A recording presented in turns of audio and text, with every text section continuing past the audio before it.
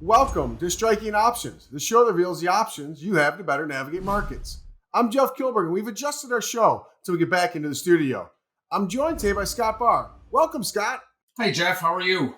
Well, Scott, really interesting week. We are in the heart of earnings season. 171 S&P 500 companies are reporting, and we have a lot of tech earnings really focused on this Thursday. So I really want to cover two topics today, if that's okay with you. I want to talk about those FANG stocks reporting on Thursday, but I also want to talk about precious metals, as there's a lot going on in precious metals. There certainly is. There's no lack of news out there right now. All right, well, let's jump right into the giant cap tech. We talk about the giant cap, a lot of these names that we love and have exposure to. It's the Facebooks, it's the Amazon, it's the Apple. They all are well above $1 trillion in market cap. So it's interesting to see that all of them are going to be happening on Thursday. Facebook actually pushed back their earnings report planning of Wednesday to Thursday because of the hearing in Washington. But what are your expectations for tech and the NASDAQ 100 in general this earnings season? So, Jeff, I've been a proponent of tech lately, and I don't see this, the little sell-off that we've seen in the NASDAQ recently. I don't see that as a sector rotation. I see that as people taking profits off the table a little bit. However, the big FANG names, like you mentioned here, this may set the table, at least for the rest of the quarter, in terms of what market direction does here. And that setting the table for the rest of the quarter, potentially the rest of 2020, that sentiment, is it really hinged to the NASDAQ 100? Is the whole market sentiment hinged to this sector, which has done so much better than the other indices?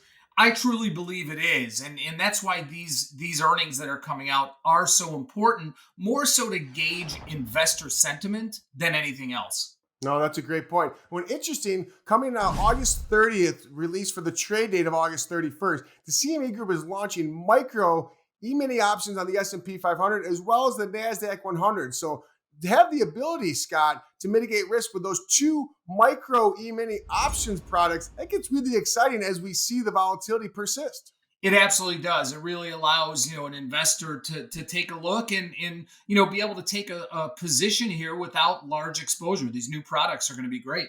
All right, about a month away, so we will see. But let's switch into gold. New all-time high, 1974. That's the year I was born, Scott. So here we are seeing gold really vault higher. What are we seeing? Is this a delayed reaction to the U.S. dollar weakening, or is this just a grab for gold?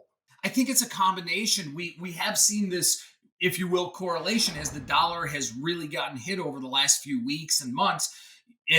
Gold has really gone the other way, which that is what the correlation is. However, it has now come to the point where, it's almost that TINA trade, if you will. There is no alternative trade that I think investor sentiment is looking at gold and say, all right, I got to hop on board at this point.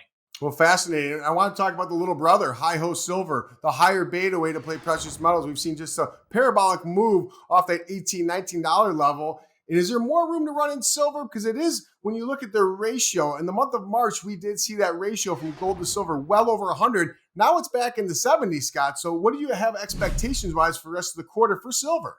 Exactly, Jeff. I think it does have a little bit more room to run, but based on that historical ratio, which typically is in the 60-70 range, we're back down now to where it has been trading over the last few years. When it was just a couple weeks ago and we saw gold so far outpacing silver, that was a big impetus for this big run up in silver. Probably going to normalize a little bit here. All right, Scott. Well, thanks as always. And we also want to thank you for tuning in to Striking Options. Please tune in every week as we will continue to strike options.